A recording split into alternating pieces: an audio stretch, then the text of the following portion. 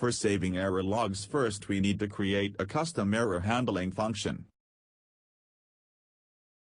And it will have error number, actual error,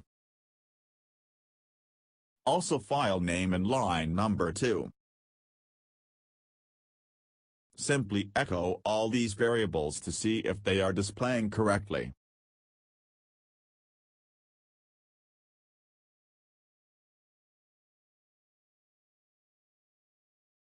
Name of file, line of number in that file. Set error handler function will tells PHP to use this custom function for handling errors.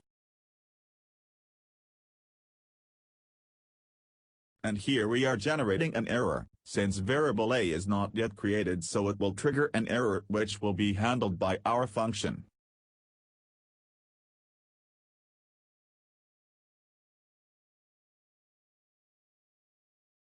Now we need to save it in text files. We will be naming the file based on current date.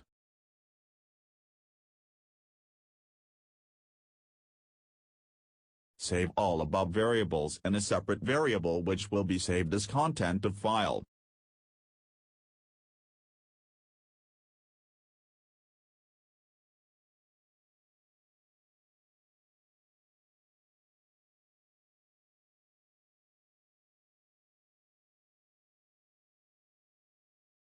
And move the cursor to next line so next error will appear on second line.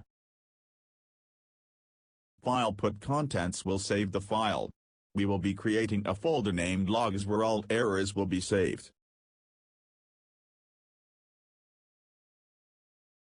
Second parameter will be content of file. And file append will append the content if file already exists, otherwise it will create a new file. Create a new folder named logs.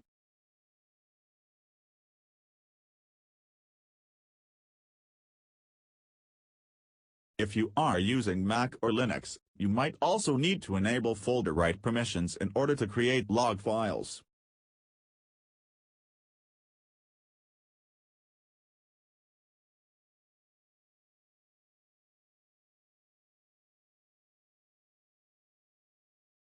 The file is saved, but we need to make it as text file. So add an extension .txt at the end of file name.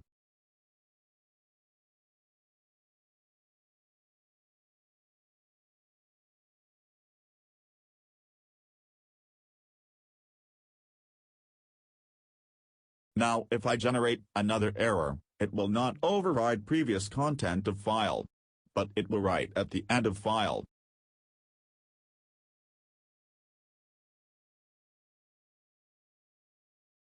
So that's how you can track all errors in your website by creating logs.